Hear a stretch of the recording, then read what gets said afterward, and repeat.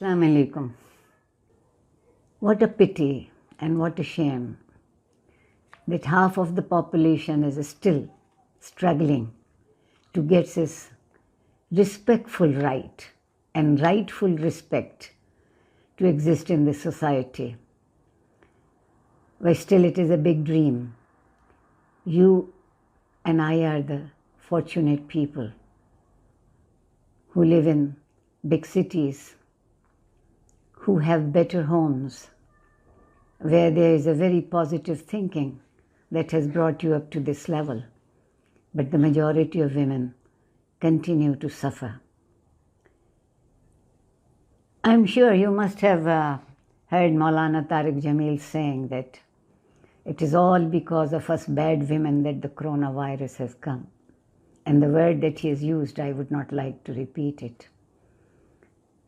But my leader, my Qaid-e-Azam said, no nation can rise to the height of glory unless their women are side by side with them. It's a crime against humanity that our women are shut up within the four walls of the houses as prisoners. There is no sanction anywhere for the deplorable condition in which our women have to live. Qaid-e-Azam, I'm really sorry. Things have not changed much. And a research was done, and one woman, Bashira Bibi, was interviewed, and the bitter reality that she gave in her own words, and I quote her, Pakistan was made only for the powerful and for the men. It sounds familiar, almost a reality. It was not made for weak and poor women like me. What are we worth and what is our status here? Nothing at all. Do you see the disillusionment? Do you see the treatment that life forwards it to them? And we have to say that why Pakistani society has not moved from a very prejudiced and parochial and male-dominated society. Life is for sharing. It's not for dominance. And when you share everything, good or bad, positive or negative, happiness or grief, you share everything. The patriarchal setup seldom gives a chance to the other half of human population to flourish and stand up for its own cause. The country runs on, as they claim, on international politics. We can claim with pride that Benazir Bhutto was the first executive head of an Islamic country, and also there are very strong political women in our Pakistan, Shari Rahman, Fahmida Mirza, Hina Rabbani Khar, Maryam Nawaz Sharif. And on the other hand, there are instances of Mukhtara Bibi, Tahmina Durrani, and Malala Yousafzai that most of the men do not wish to hear their name also. These women are not confined to any particular socio-economic segment or any rural-urban divide. They have suffered in the hands of violent perpetrators, mainly due to social and political reasons. The World Economic Forum's Global Gender Gap stated in 2012 in its report that among the worst places for women in the world is Pakistan. It's a shame, really. And we cannot thank enough for our good fortune, you, the ladies in my class, and myself as your teacher. This situation has led to the social and economic dependence of women, which in turn ensures male domination in society. The educational facilities are not available to women far away from perfection. I am talking about only as a beginning. On one hand, the educational infrastructure is unsatisfactory, while on the other hand, the social conduct and perceptions are not always in favor of female education. Don't think that these are stories. Go to small towns, go to villages, go to hinterland, and these are the realities there. And what really helps this condition is poverty, for low enrollment and high dropout rate, especially female students. Because when it comes to a matter of choice and the family doesn't have enough funds, the boy will go to the school and the girl will stay home. Mostly we say that Islam does not permit women to move on or to work for society or to share the burden of a society with equity, with justice, and with tolerance. The pre-Islamic age, if we compare with, then Islam brings in a very socio-cultural and political justice to Muslim women. It gave them a gradual increase in their position as well as noticeable. Islam as a religion has provided ample status and opportunities to women for establishing themselves as an important part of the society. Do not get misled what the patriarchal religious leaders continue to say about it. But there are men in this society, and we must appreciate that, who continue to support and favor the development of women. Pre-Islamic Arabia, which is known as the time of Jahiliyyah, the women were in subjugation either to their kinsmen or their husbands. And the war was continual during that time. Women were frequently taken as captives.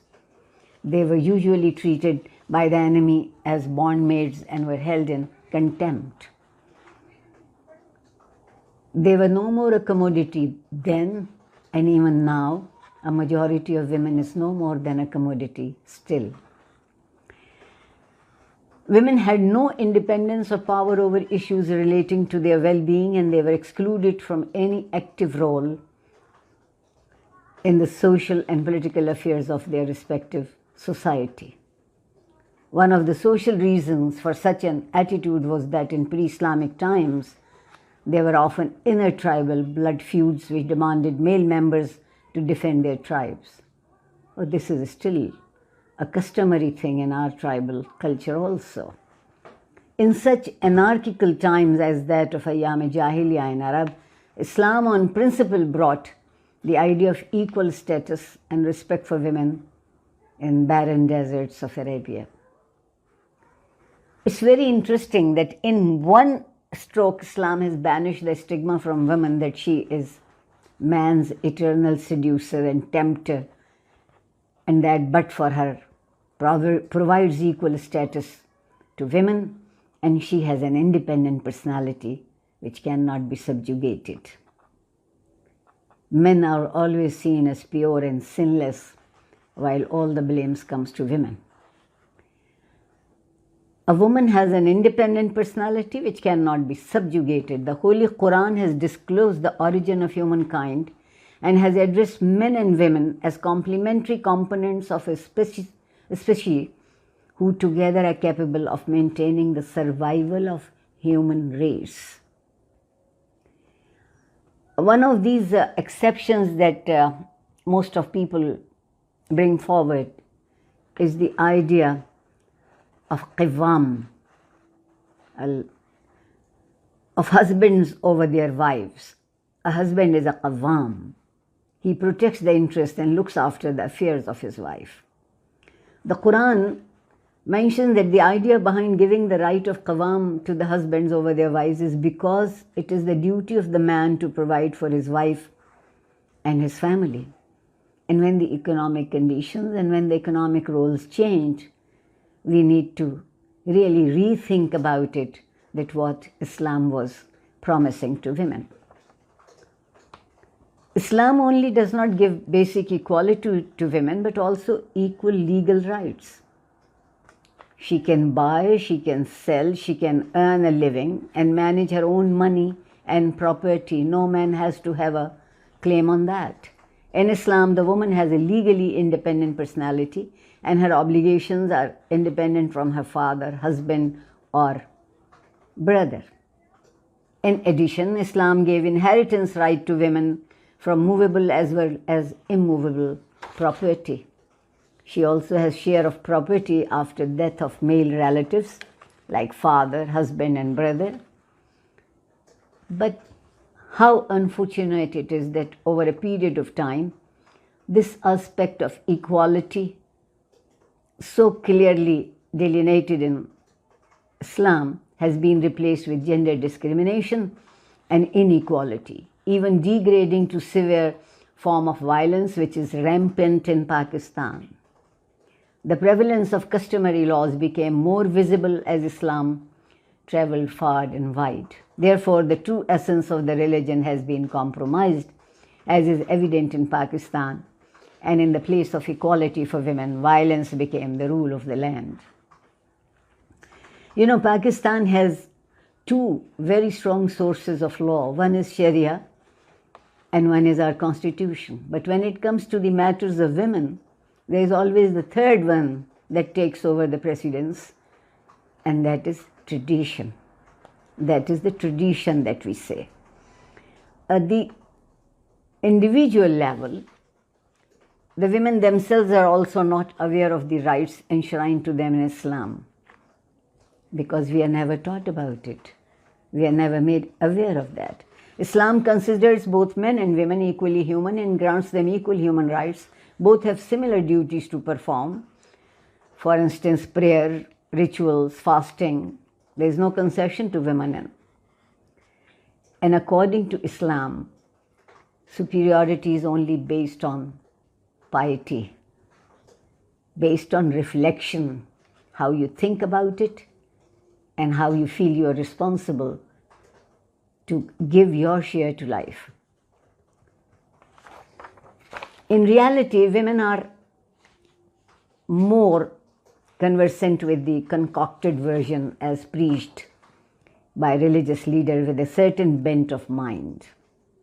Severe case of ignorance, or maybe the idea of respect, which they call lihaz, that is ingrained in their psyche by family and surrounding, cause such passive identity. Basically, women are like enjoying only a passive existence.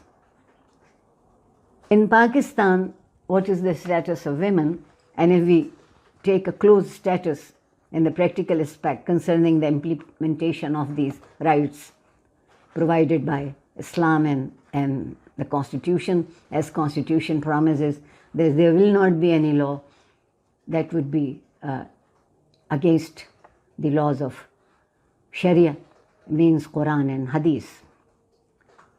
We are an Islamic Republic. Every rule and regulation in the country is based on Islamic law. But at the same time, there are some customs and traditions against Islamic laws which are commonly practiced. Cultural patterns in Pakistan do not let women enjoy their legal and religious rights protected by law and provided by Islam. So in women's case, the Constitution and the Sharia is made to be silent and only tradition rules over. There is a fear factor also, prevents women from asserting their rights. We were talking about the status of women in Pakistan, and I gave you an introduction to that.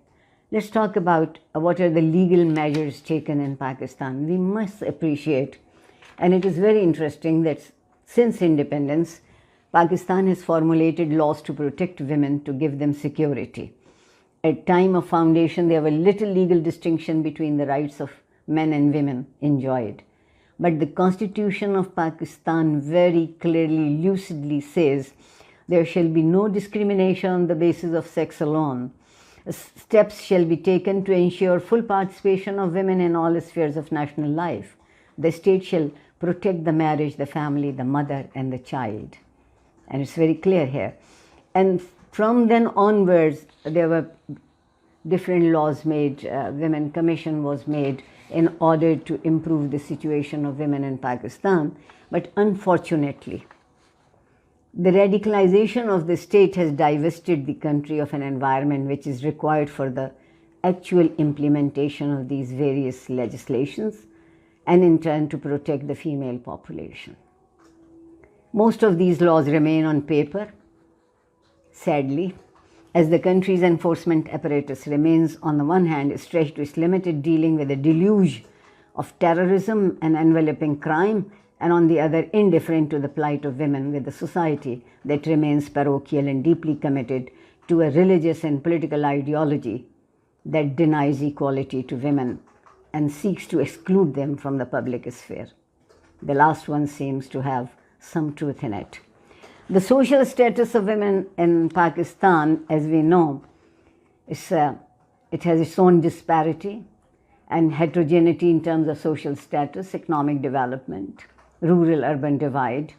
Other factors for miserable plight of women are problem with legal system, religious extremism, and abuse of religion. So we have to really understand that how a life of a woman is seen in a social context.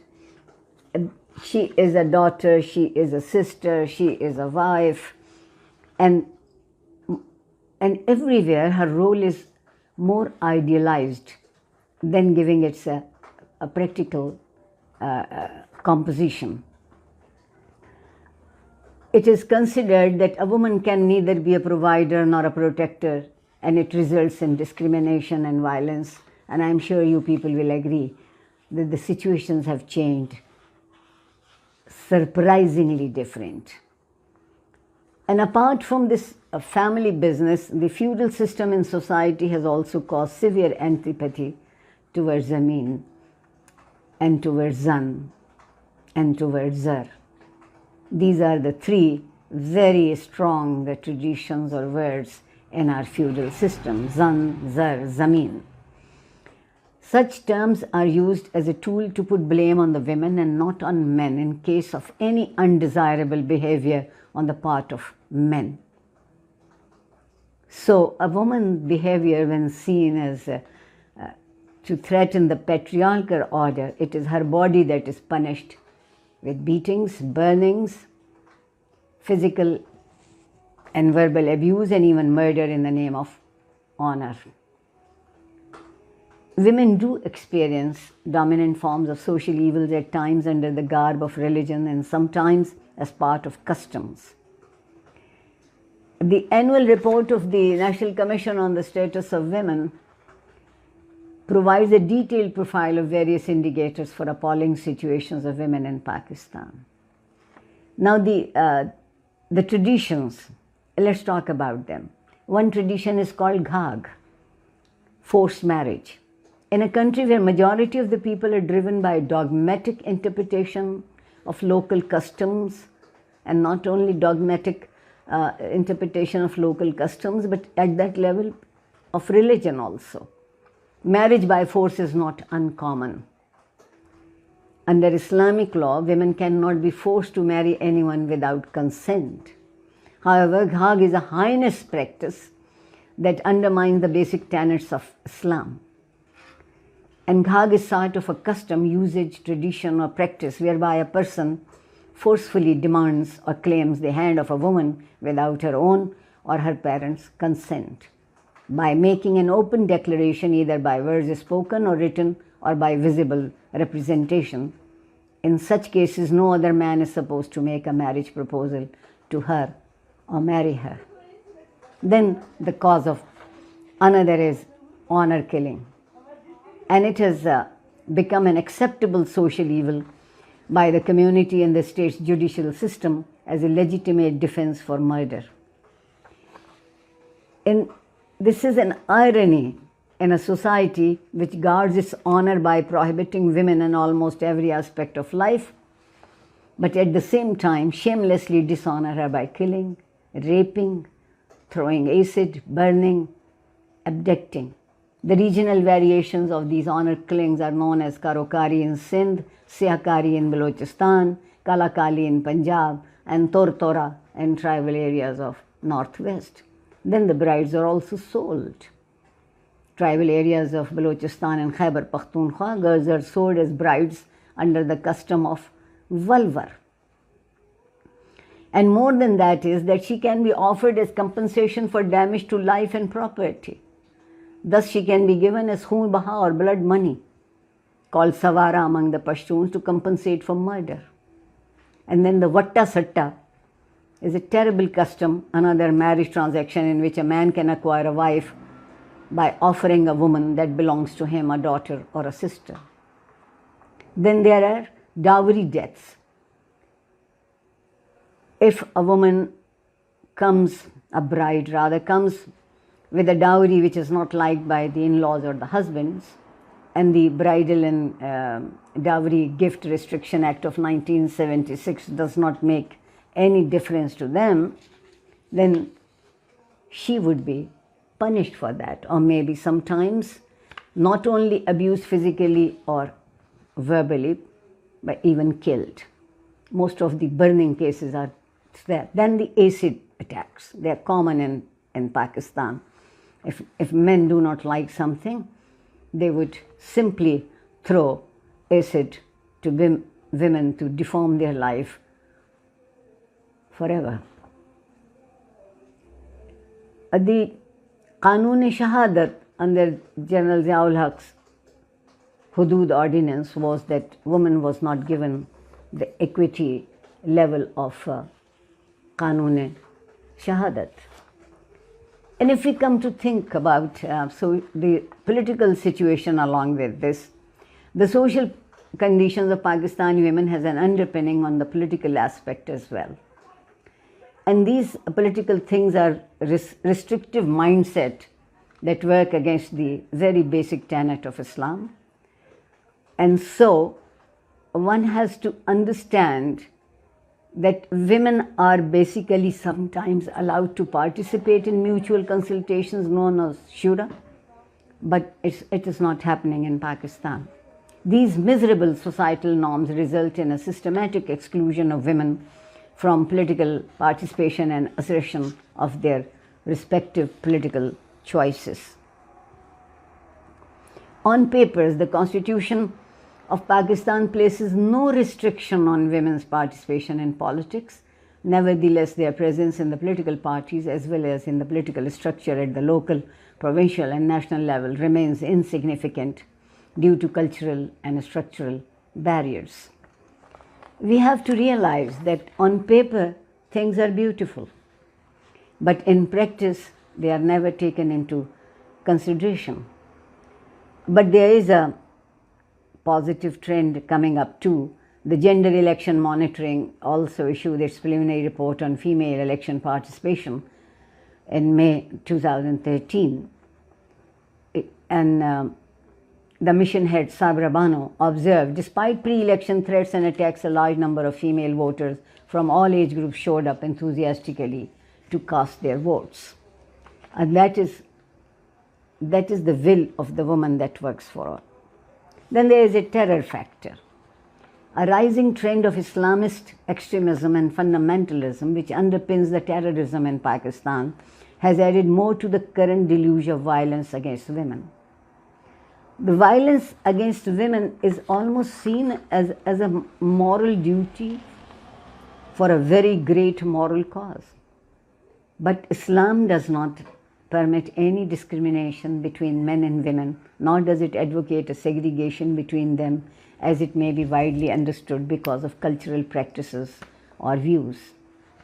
The educational establishments of girls are among the main targets of terror, primarily in the tribal areas. We know the Malala Yousafzai, people are still very unhappy with her because she says, we don't need guns, we need books.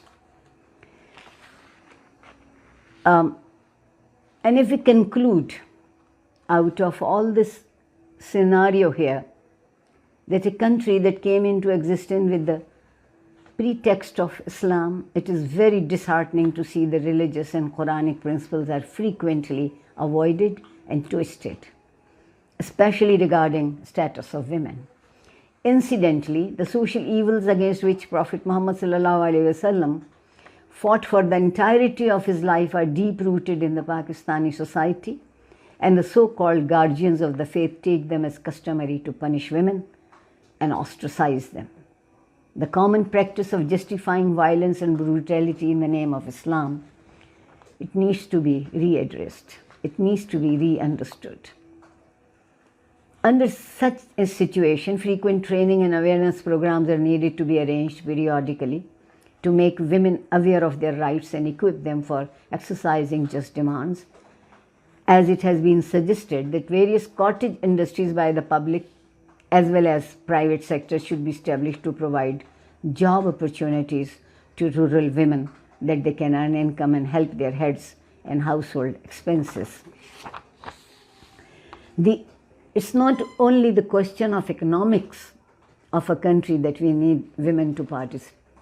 It's basically the personality of a society, the whole social setup. The question is of morality, that how do we justify equality, what Islam promotes, and by segregation. Think about it. You can read the chapter in your book. See you next time. Thank you.